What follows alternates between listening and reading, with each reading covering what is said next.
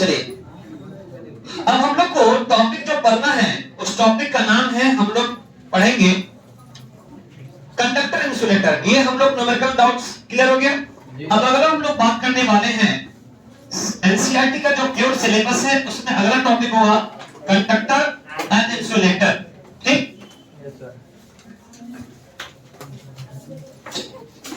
हम बात करते हैं। आपने जब पढ़े होंगे कंडक्टर के बारे में तो क्या पढ़े होंगे? जैसे सीबीएसई वाले कंडक्टर इंसुलेटर नाम से पढ़े होंगे, जो स्टेट बोर्ड वाले पढ़े होंगे सुचालक और कुचालक के बारे में पढ़े होंगे। ठीक, चलिए स्टार्ट करते हैं। हम आपसे ही सवाल करते हैं, सुनो टॉपिक है हम लोगों का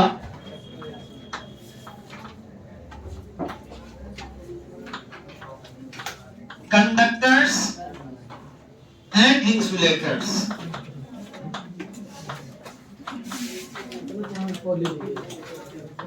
तो सबसे पहले हम डिस्कस करने वाले हैं कंडक्टर के बारे में।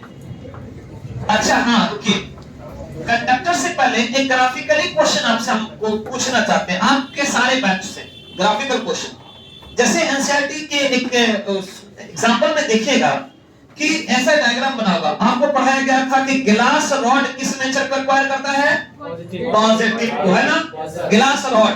और सिल्क क्लॉथ किस नेचर को एक्वायर करता है? नेगेटिव। उसी पे आपको एनसीईआरटी में दिखेगा डायग्राम मिला होगा। चलिए आप उसमें कोई बच्चा बता सकते हैं। सबसे पहला डायग्राम है कि गिलास रॉड लिख देते हैं कि गिलास रॉड, ठीक है, पॉजिटिव एक्वायर करता है और सिल्क क्लॉथ जो है नेगेटिव एक्वायर करता है। क्या एक्वायर करता है? नेगेटिव। ठीक, इतना तो हम लोग को आइडिया मालूम है। अब ये कैसे हुआ? तो आपको जो है थ्रेड्स ऑफ मेल्टर्स का भी कांसेप्ट देखेंगे 600 बीसी में कि भाई दो बॉडी को आपस में रब करते हैं तो वहां पे एक पॉजिटिव एक्वायर कर लेता है, दूसरा नेगेटिव कर लेता है। इसका भी ये भी रीजन बताया था कि गिलास पर ही पॉजिटिव क्यों लेते हैं, बताएं कि नहीं बताएं? तो एक एग्जांपल दिए शिशु वार्ड वाला। जब हम लोग किसी पहाड़ी एरिया में जाते हैं, ठंडे प्रदेश में जाते हैं तो वहां पे विंडो का काम करता है, बता चुके हैं। तो अब डायग्राम को हम लोग बताएगा कि ये किस चीज से काम कर रहा है। आपने रिलेशन में पढ़ा होगा कि दो चार्ज के बीच में अट्रैक्शन भी होता है और रिपल्सन भी होता है। होता कि नहीं होता है? सुफियान बहुत ध्यान से जवाब सब लोग अपना दिया करें। ठीक, क्लास को अपने आप को रिप्रेजेंट किया करें हमेशा। आपके पास एक कोई फिक्स सपोर्ट है, कोई फिक्स सपोर्ट है, उसने क्या किया? हम दो चार्ज को हैंग कर दिया। एक चार्ज को ऐसे हैंग कर दिया, दूसरे चार्ज को हैंग कर दिया, ऐसे हैंग कर दिया और ऐसे हैंग कर दिया। अब वहां पे चार्ज के नेचर के हिसाब से देख पाएंगे कि ये किस टाइप का है, अट्रैक्शन हो रहा है कि रिपल्सन हो रहा है। चलिए पहला डायग्राम को ड्रॉ करते हैं। सबसे पहला डायग्राम, एक पॉइंट यहां से ले लीजिए एक चार्ज को, ठीक है, पहले हम ऐसे हैंग कर दिए। सुनिएगा, ये पॉजिटिव है और दूसरा ये भी मान लीजिए पॉजिटिव है। सुनिएगा, डायग्राम जो बनकर आ रहा है, फाइनल डायग्राम बनकर जो आ रहा है वो क्या हो रहा है हमारे पास? इस तरीके से आ रहा है। अभी हम बात उसके भी नहीं करेंगे, इस तरीके से बनकर आ रहा है।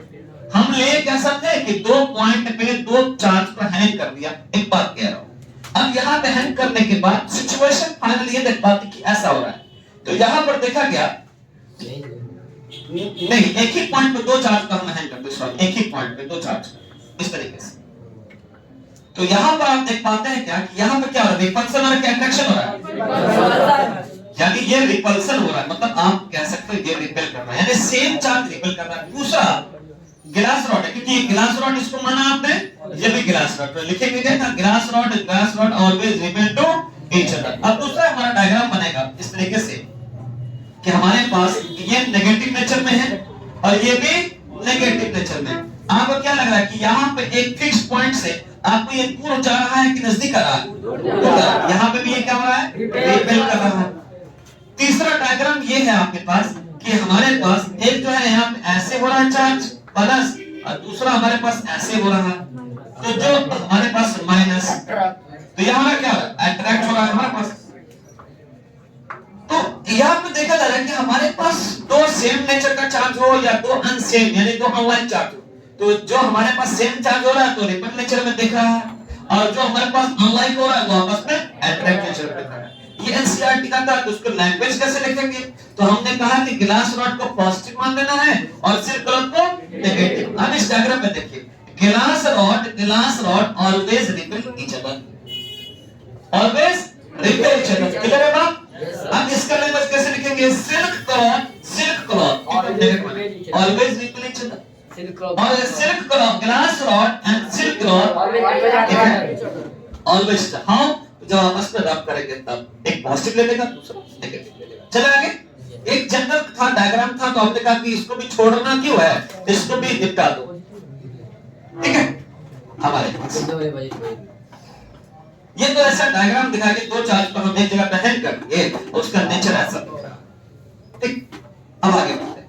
ये सब को लिखना कोई जरूरी नहीं है आपको। देखिए आप जितना आगे बढ़ेंगे उतना डेफिनेशन आपका कम होगा। हाँ ग्रेजुएशन करेंगे तो डेफिनेशन का मामला जो प्रैक्टिकल भरना वो अलग बात है, लेकिन नीट और जेईई में जाएंगे तो कॉन्सेप्ट आपको दिमाग में काम रहना चाहिए। 12th में जब एग्जाम देंगे फाइनल बोर्ड में, तो आपको 12th में कितना एग्जाम में लिखना है जिससे नंबर आपका बहुत अच्छा होते हैं, क्योंकि आपने अचीवर के बच्चे का भी रिजल्ट बहुत तगड़ा आता है, 90 प्लस आता है। तो अब खराब लिखेगा तो हम लोग टॉपिक में जो है, टॉपिक में क्या करेंगे, टॉपिक में जो हम जितना 3 पेज में लिख पाते हैं, क्या भाई 3 पेज में इतना सजा कर लिखते हैं कि आपको नंबर 5 में 4.5 4.5 मिल जाए नॉर्मली, तो मिल जाता है। इससे रिजल्ट जो है 70 में जो 70 से 67 60 आ जाता है। चलिए अगली बात करते हैं इसके ऊपर। आप लोगों को कंडक्टर के बारे में मालूम है? इसमें किस किस को मालूम है कंडक्टर किसको कहते हैं? आप सबको मालूम है? चलिए बेटा आप बताओ तो यहाँ पर क्या होता है कंडक्टर के बारे में? ऐसा सब्सटेंस जिससे इलेक्ट्रिसिटी अलाउ हो उसको कंडक्टर कहेंगे। कितने लोग ये बात को सपोर्ट करते हैं कि ऐसा सब्सटेंस जिससे करंट का पास होता है? ठीक है, ये बात 100% सही है, लेकिन अभी हम लोग करंट का चैप्टर नहीं पढ़ रहे हैं, ठीक है। तो यहाँ पे ये चीज नहीं ऐड करेंगे, यहाँ पे ये ऐड करेंगे कि ऐसा सब्सटेंस जिससे चार्ज का फ्लो इजीली हो जाए। बात समझ रहे हो? क्योंकि हम लोग चार्ज का चैप्टर पढ़ रहे हैं, करंट का चैप्टर तो तीसरा है, अलग दूसरा इनके 2 चैप्टर के बाद है। तो यानी इसमें क्या बोलेंगे कि ऐसा सब्सटेंस जिससे चार्ज का फ्लो बहुत आसानी से हो जाए उसको हम बोलेंगे कंडक्टर। जैसे आप कहेंगे कि हमारे पास स्टील का रॉड है, आयरन है, कॉपर है, एल्यूमिनियम है, चार्ज का फ्लो होगा कि नहीं होगा, तो उसको हम बोलेंगे कंडक्टर है। और इंसुलेटर का मामला ये है कि वैसे सब्सटेंस जिससे चार्ज का फ्लो नहीं हो उसको हम क्या बोलेंगे, इंसुलेटर। तो चलिए हम लोग लिखते हैं ना, इसमें कुछ समझना है, एक्स्ट्रा ऐड ऑन करना है। चलिए लिखते हैं इसको, कॉपी लिखकर लिखे डेफिनेशन। दो substance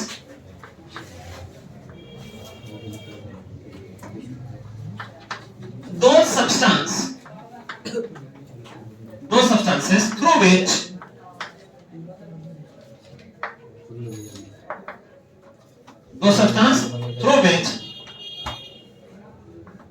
flow of charges easily is known as conductor. Example हो जाएगा, एग्जाम्पल क्या हो जाएगा, copper, aluminium, iron etcetera. Copper का हो जाएगा AU, AL, Fe। अब दूसरा जो हमारे पास डेफिनेशन है इंसुलेटर, नॉट लगा इंसुलेटर, ठीक है। अब जो ये काम क्या कर रहा, फ्लो करवा रहा था, अब वो फ्लो नहीं करवा पाया। दो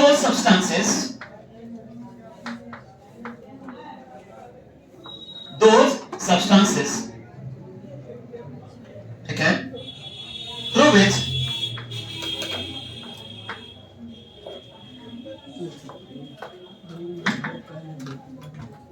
does not flow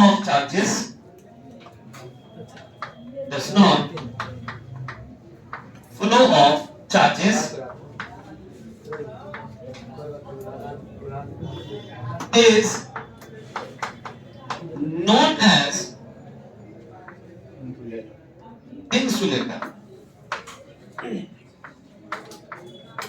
ठीक है। एग्जाम्पल के तौर पर आप कह सकते हो प्लास्टिक्स, रबर, सूखा लकड़ी मतलब ड्राईवुड, ठीक है, PVC, पेपर भी लिख सकते हो आप, उस साइड का मिटा दो, उस साइड का मिटाएंगे और फिर हम लोग नया टॉपिक पढ़ेंगे। सिलेबस को एकदम मिलाते हुए जाए। आप जो है सिलेबस रख लें, एनसीईआरटी बुक सामने में रखें। अगर कोई टॉपिक मिस माइंड होता है तो आप हमें बता दें, वैसे मिस माइंड होगा ही नहीं। ठीक, चले आगे।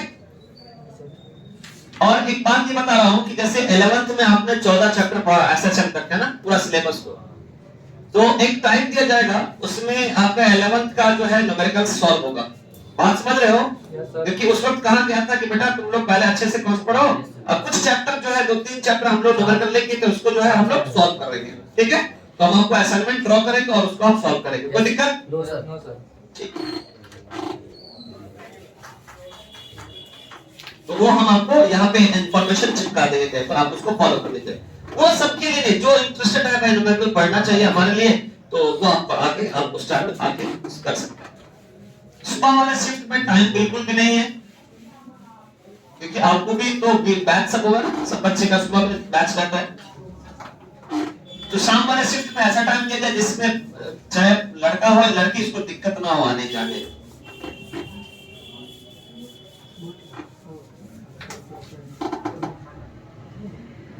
अगला टॉपिक होगा चार्जिंग बाय इंडक्शन, है ना, लेकिन मैं उससे ज्यादा आपको पढ़ाना चाहता हूँ। चल आगे चले, लिख लियो बाबू, चलिए आवाज नहीं तुम लोग का यार, चलिए नहीं आपको आ रहा है तो रिप्लाई दिया कीजिए, क्योंकि आपके अंदर में जब कॉन्फिडेंट लेवल हाई होगा ना तो मेमोरी पावर और स्ट्रांग होगा, और कॉन्फिडेंट लेवल जैसे डाउन होगा मेमोरी पावर बिल्कुल डाउन होने लगेगा। इससे क्या होगा, आप सीख ज्यादा नहीं पाओगे, हैं? तो चलिए हम लोग टॉपिक पढ़ते हैं, नया टॉपिक है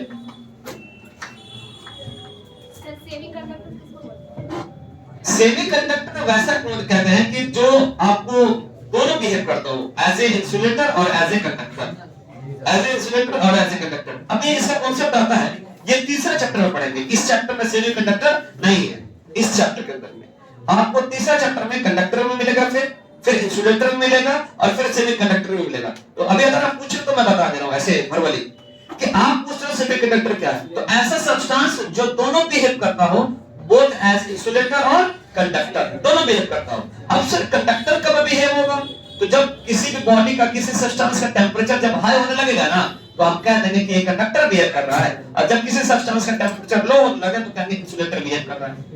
और ये कौन करेगा सब्सटेंस, जिसके एटॉमिक नंबर, जिसके वैलेंस इलेक्ट्रॉन 4 से कम अगर है तो पॉजिटिव नेचर शो करने लगेगा, 4 से अगर ज्यादा है तो नेगेटिव नेचर शो करने लगेगा। और समझ लो, तो इस चैप्टर में भी हमको डिस्कस नहीं करना है, वो आगे पढ़ेंगे। सब एक अर्थिंग जैसे हम लोग जो इसी चैप्टर में पढ़ेंगे अर्थिंग के बारे में, हाँ सब पढ़ेंगे। ठीक है, जो अभी जैसे चल रहा है, जो टॉपिक है एनसीईआरटी का, एक लाइन को भी डिस्कस करते जा रहा हूं मैं। अर्थिंग आपने पूछा हुआ इसी चैप्टर में, आपने सेमीकंडक्टर पूछा वो 3rd चैप्टर में, और पूरा चैप्टर पढ़ेंगे तो 14वां चैप्टर में कैसे होता है, ऐसा रीजन नहीं मानते तो उसको 14 चैप्टर में एक्सप्लेनेशन दिया जाएगा, और वो चैप्टर चलेगा नवंबर में, 15-16 नवंबर को। ठीक, अब आगे बढ़ते हैं। टॉपिक का नाम जो है method of charging, methods of charging a conductor, method of charging a conductor. देखिए किसी कंडक्टर को चार्ज करने का मेथड्स बता रहा है। अभी नहीं लिखो तुम लोग, छापामारी नहीं करो सर, कल इतना ही पढ़ाया हुआ था। यस, न्यूमेरिकल डाउट हुआ था, उसमें ज्यादा डाउट हुआ था, उसके बाद ये 2 टॉपिक हुआ, फिर बारिश आने लगा। हाँ, तो चलिए अब बात करते हैं हम लोग नए टॉपिक को लेकर। सुनो, आपके सिलेबस में देखा जाए तो आपको टॉपिक का नाम होगा मेथड ऑफ इंडक्शन होगा, चार्जिंग बाय इंडक्शन। लेकिन हम लोग को सिर्फ यही एक नहीं पढ़ना, इसके अलावा और भी टॉपिक पढ़ने हैं इसके अंदर। हम जो टॉपिक पढ़ने जा रहे हैं उसका मामला ये है कि हमें किसी कंडक्टर को चार्ज करना है। जैसे मान लीजिए कि हमारा मोबाइल फोन है, वो आपका मान लीजिए डाउन है, ठीक है, 2% है, 5% है, उसको अगर चार्ज करना तो कोई ना कोई रास्ता होगा। अगर मान लीजिए कोई सोलर पैनल है या हमारे पास कोई ऐसी बॉडी है डायनामो चार्ज करना है, तो कैसे करेंगे, तो उसका मेथड है, उसका तरीका है चार्ज करने का। तो सुनिएगा कि किसी भी कंडक्टर को चार्ज करने का रास्ता क्या है। मेथड्स क्या है, क्या तरीका है, तो चलिए हम स्टार्ट करते हैं। आपके पास 3 मेथड है, हमको तीनों को अच्छे से एक्सप्लेन करना है, ठीक है। सबसे पहला जो मेथड है आपका चार्जिंग बाय कंडक्शन, जो एनसीईआरटी में नहीं है, अदर बुक में मिलेगा यार, ठीक है। दूसरा हमारा जो टॉपिक है चार्जिंग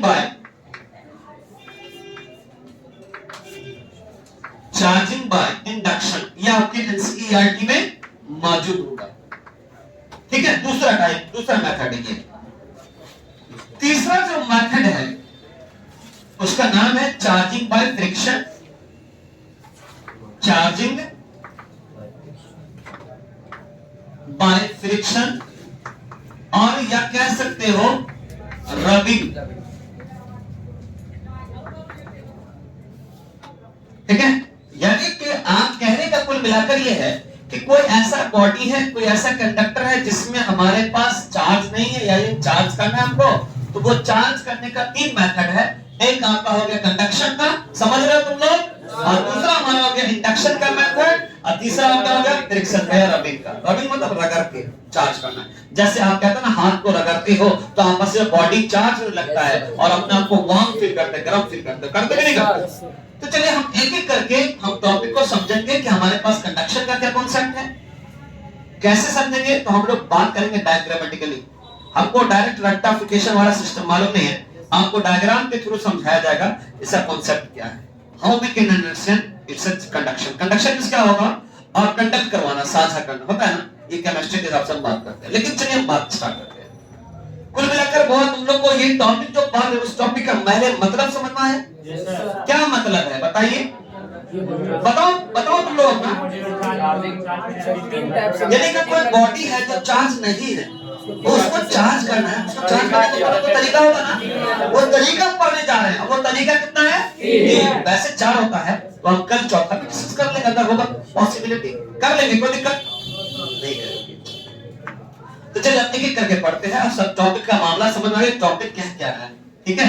अब जब मामला समझ में आ गया टॉपिक का, तो उसका मामला भी समझ लेते हैं, लिखना तो है ही सर, बाद में लिख लेंगे, ठीक है। चलिए तो वो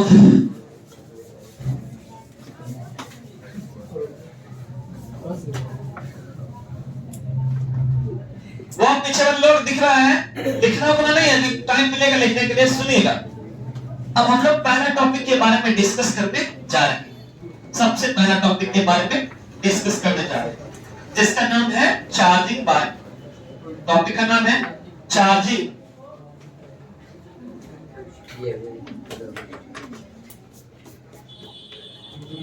बाय कंडक्शन। क्या नाम है टॉपिक का, चार्जिंग बाय कंडक्शन, ठीक। सुनिए, सबसे पहले इस टॉपिक को काम ही करना है कि जो अनचार्ज बॉडी है उसको चार्ज करना है। तो चलिए समझते हैं स्टेप फर्स्ट से, डायग्राम के थ्रू समझते हैं। सबसे पहला स्टेप क्या है डायग्राम में, आप एक अनचार्ज बॉडी लीजिए और दूसरा बॉडी चार्ज ले लीजिए। क्योंकि हम बॉडी को कब चार्ज करते हैं बताइए, आप लोग पीछे वाले लोग बॉडी को कब चार्ज करते हैं, जब बॉडी अनचार्ज हो जाता है। अनचार्ज का मतलब यह होता है कि बॉडी चार्ज नहीं है, अनचार्ज का मतलब यह है कि बॉडी हमारे पास चार्ज नहीं है, ठीक है। यानी सारे चार्ज पार्टिकल पॉजिटिव नहीं है, ठीक है।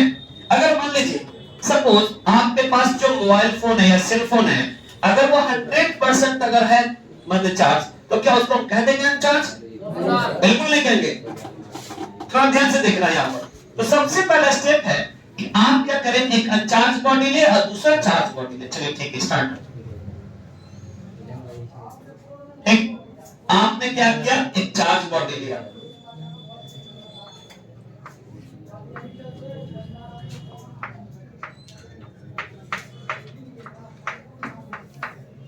यदि यहां पर इसको हम, ये हमारा स्टैंड है, ठीक है, ये आप कह सकते हो ये स्टैंड है। और हम कब कहेंगे कि ये चार्ज बॉडी की अनचार्ज, जैसे देखिए मान लीजिए सपोज इसमें पॉजिटिव भी है और नेगेटिव भी है, तो क्या ये पूरा चार्ज है? नहीं, तो हम इसको कह देंगे अनचार्ज बॉडी। क्या कह देंगे? Uncharged body. ठीक, अनचार्ज बॉडी। दूसरा, हम जो बॉडी लेने जा रहे हैं, अब वो बॉडी देखें कैसा है।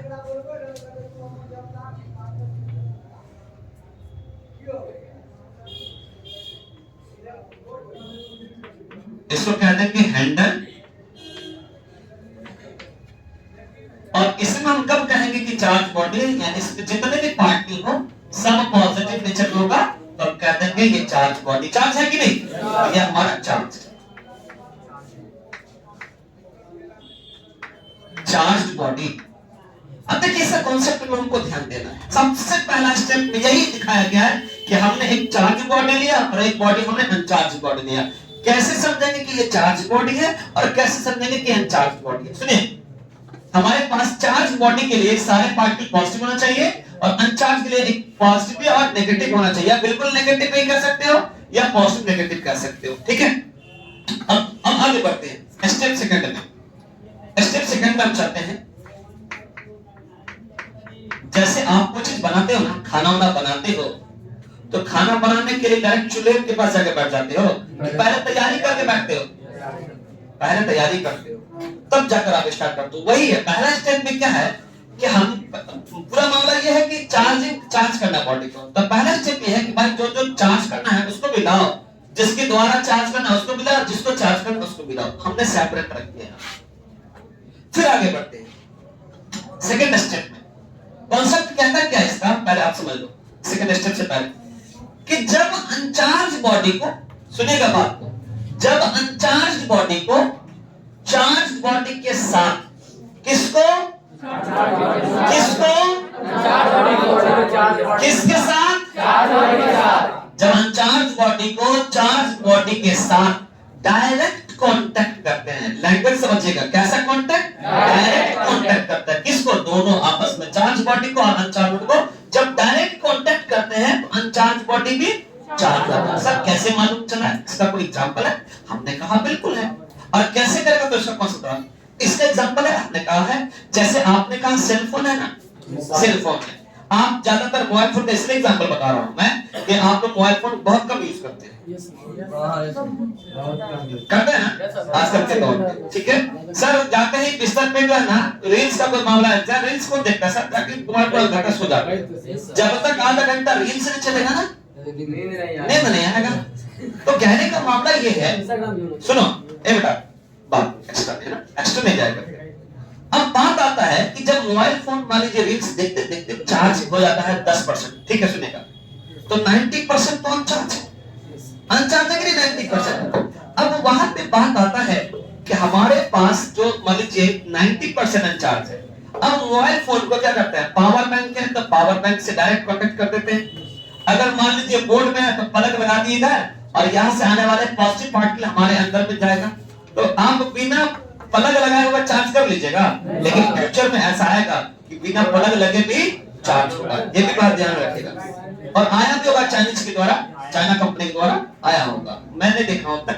तो यानी एक तो यह है कि मोबाइल फोन है, सपोज मोबाइल फोन है, उसने क्या किया, वहां से प्लग लगाए और यहाँ से जो पिन इसको कनेक्ट करते तो डायरेक्ट चार्ज का फ्लो हो रहा नहीं हो रहा है। तो वहां से आने वाले पॉजिटिव पार्टिकल इसके नेगेटिव पार्टिकल को जो है क्या करता है, रिमूव करता है। कैसे करेगा तो हम आपको बता दें। कॉन्सेप्ट क्लियर है? तो डायरेक्ट कांटेक्ट होना चाहिए। जैसे आपको जो है चार्जेबल फैन जो होता है ना, चार्जेबल फैन, एक तो होता है कि आपको जो है धूप के द्वारा होता है, एक होता है कि हम प्लग लगा दिया इससे भी चार्ज होता है, होता है कि नहीं होता है। बैटरी जो है जब डाउन हो जाती है तो उसको डायरेक्ट कांटेक्ट करते हैं तो बैटरी को भी चार्ज कर लेते हैं, होता कि नहीं होता है। बात करते हैं आगे।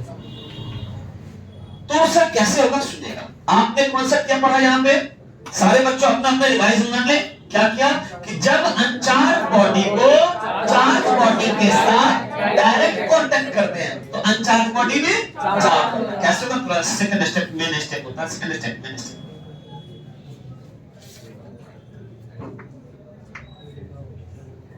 यह आपको हो गया स्टेप।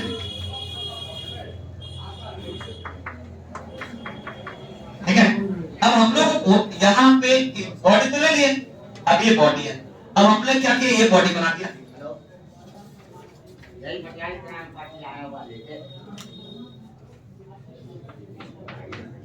चलिए अब यहाँ पर देखिएगा, सुनिए ना, अब यहाँ पर देखिएगा क्या कि हमारे पास जो चार्ज है वो पॉजिटिव है। यहाँ पर कैसा बॉडी है? चार्ज बॉडी है, चार्ज बॉडी है। और ये बॉडी कैसा है हमारे पास? अभी अनचार्ज,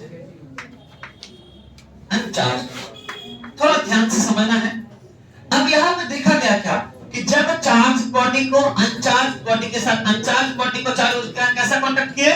डायरेक्ट। डायरेक्ट का मतलब ये जो है ना, ये जो लाइन है, ये जो लाइन शो करता है डायरेक्ट का, कैसा शो करता है? डायरेक्ट कांटेक्ट का, डायरेक्ट कांटेक्ट का। ठीक, तो अनचार्ज बॉडी को चार्ज बॉडी के साथ डायरेक्ट कांटेक्ट करता है। फिर अनचार्ज भी चार्ज कैसे होगा? सुनिएगा कि जब ये इससे कांटेक्ट होगा तो इसमें तो नेगेटिव पार्टिकल पॉजिटिव पार्टिकल है। अब जब ये इसको कनेक्ट करेगा तो इसके आपस में, इसके नजदीक कौन आएगा? नेगेटिव पार्टिकल आएगा, अट्रैक्ट करेगा ना। सुनेगा कि जब इस चार्ज बॉडी को इसके साथ कांटेक्ट लगाते हैं तो इसमें का जो नेगेटिव पार्टिकल इसके नजदीक आने लगेगा, अट्रैक्ट करने लगेगा। भाई हम गरीब आदमी, हमको खिला दीजिए।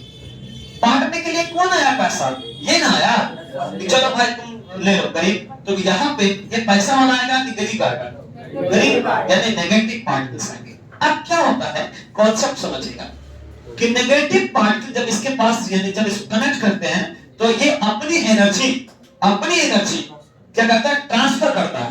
अपनी एनर्जी दूसरे बॉडी में ट्रांसफर करता है। जब ये अपनी एनर्जी, कैसी एनर्जी होगी? पॉजिटिव एनर्जी होगी, हाई एनर्जी होगी, अपनी एनर्जी ट्रांसफर जब करेगा, इसमें ये क्या करता है? नेगेटिव पार्टिकल एनर्जी को एब्सॉर्ब कर लेता है। बात समझिएगा कि जैसे एग्जांपल बताते हैं, हमने इससे पिछले वाले बैच में भी एग्जांपल बताया कि जैसे स्टील का प्लेट, जानते हैं स्टील का प्लेट, जिसमें भोजन पानी करते हो, वो तो शीशा का प्लेट में भी खाता हो, है कि नहीं? अब देखिए, आप स्टील का प्लेट लेते हो, सुनो ना एग्जांपल बता रहा हूं। स्टील का प्लेट लेते हो, ठंडा लगता है, ठंडा रहता है, लेकिन जब धूप में रखते हो, धूप में, समझ लो धूप में, तो क्या रखते ही गर्म तो नहीं होता है?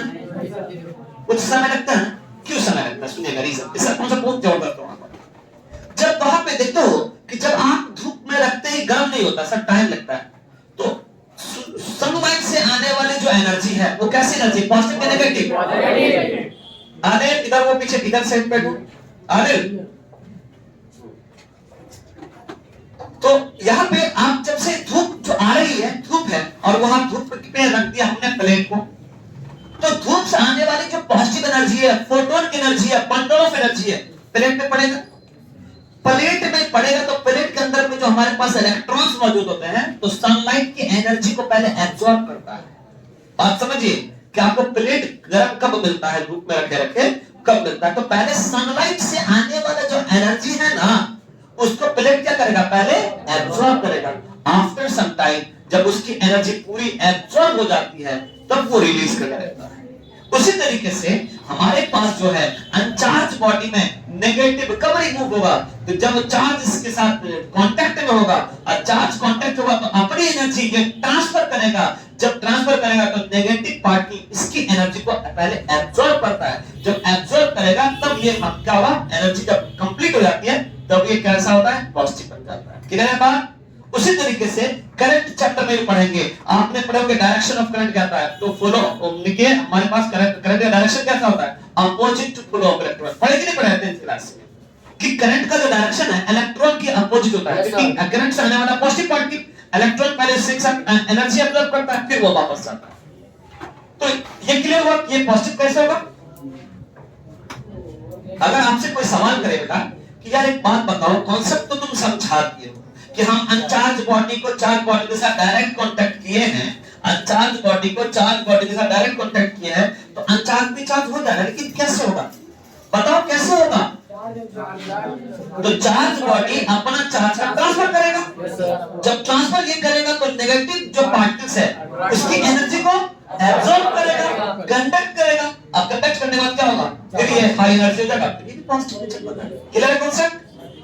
अब ये हमारा पॉजिटिव है, नेगेटिव इधर तो आ गया, ऐसा पॉजिटिव दूर भागता है, इससे दूर भागता है। आफ्टर सम टाइम आप देखते हैं मोबाइल फोन को ही क्या करते हैं? डायरेक्ट कांटेक्ट लगाते हैं, तो आधा घंटे के बाद 45 मिनट के बाद देखते हैं क्या 45 मिनट बाद देखते हैं कि हमारा मोबाइल फोन 100% चार्ज करता होता कि नहीं होता है। इसका मतलब है कि स्टेप 3 पे जो डायग्राम बनेगा, फाइनल स्टेप में ये कि आपके पास स्टेप 3 जो बनेगा यहाँ पर, ये आपका सारे जो नेगेटिव थे वो भी क्या हो जाएंगे, कैसे होंगे, क्लियर है ना, एनर्जी अब्सॉर्ब करके, तो सारे पार्टिकल आपकी पॉजिटिव हो जाएंगे। तब हम कह सकते हैं बॉडी गेट्स चार्ज, बॉडी क्या पाया जाएगा, चार्ज पाया जाएगा। क्लियर है कॉन्सेप्ट, बहुत शानदार। एग्जांपल समझ में आया। जो भी डायरेक्ट कांटेक्ट वाला होगा वो अपनी एनर्जी इसमें ट्रांसफर करेगा और ये एनर्जी को एब्जॉर्ब करके चार्ज बन जाएगा। क्लियर है बात, चलिए अब सबसे पहले क्या करना है, इसका लैंग्वेज लिखना है। लैंग्वेज बहुत आसान होगा, बहुत आसान लैंग्वेज से लिखवाएंगे कि आपको याद भी होना चाहिए क्लास के अंदर में। तो लिखिए कैसे होगा सब, देखिए आप क्या करना है, सुनो हुआ कैसे लिखना है। फ्लो चार्ट पहले बनाना है, बनाने के बाद ये टर्म में लिखना है, फिर इसका डेफिनेशन जो इसका कॉन्सेप्ट है वो लिखने के बाद ये बनाना है। ठीक, चलिए लिखिए। When uncharged body, when uncharged body direct contact, इस पर अंडरलाइन मार देना याद रहने के लिए। When uncharged body direct contact with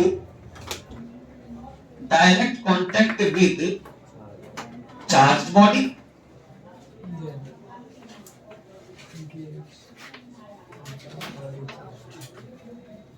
direct contact with charged body, then तब क्या होगा, uncharged body, तब क्या होगा, uncharged body gets charged, तब अनचार्ज बॉडी क्या हो जाएगा, चार्ज हो जाएगा। क्लियर है कॉन्सेप्ट। अभी तक तुम लोग को डाउट है कोई सा तो अभी पूछ लो क्लास के अंदर में, फ्री हो जाना। डाउट की पूछने के लिए घबराना नहीं कि यार डाउट पूछ रहे हैं सर, क्या बोलते हैं यार, इतना साल हो गया पढ़ाए हुए, कभी किसी बच्चों को डाउट पूछने के लिए कभी रोका नहीं मैंने, क्यों पूछ रहे हो, तो तुम अपने डाउट्स क्लियर करो। सर यहाँ पर जब ये एनर्जी का ट्रांसफर होगा चार्ज का, तो ये चार्ज इसका ये जो अनचार्ज हो जाएगा, फिर ये बड़ी जो है ये नहीं आप चार्ज, ये जैसे ये चार्ज बॉडी है आपके पास, चार्ज बड़ी है, इसके चार्ज जो है पार्टिकल्स तो उसमें ट्रांसफर हो जाएंगे। जी। ट्रांसफर होने पे इसके अब डिपेंड करता है कि आप बॉडी लिमिटेड चार्ज बॉडी वाला लिए है कि अनलिमिटेड वाला है। जैसे ये आपका अनलिमिटेड वाला है, अब मान लीजिए पावर बैंक ले रहे हैं तो एक लिमिट के बाद वो खत्म हो जाएगा, तो जब उस सिचुएशन में देखेंगे तो वो हमारे पास जो है पावर बैंक वो अनचार्ज होने लगेगा। एक्सेप्ट वो डिपेंड करता है बॉडी किस टाइप का ले रहा है। क्लियर है ना, पॉज कर देना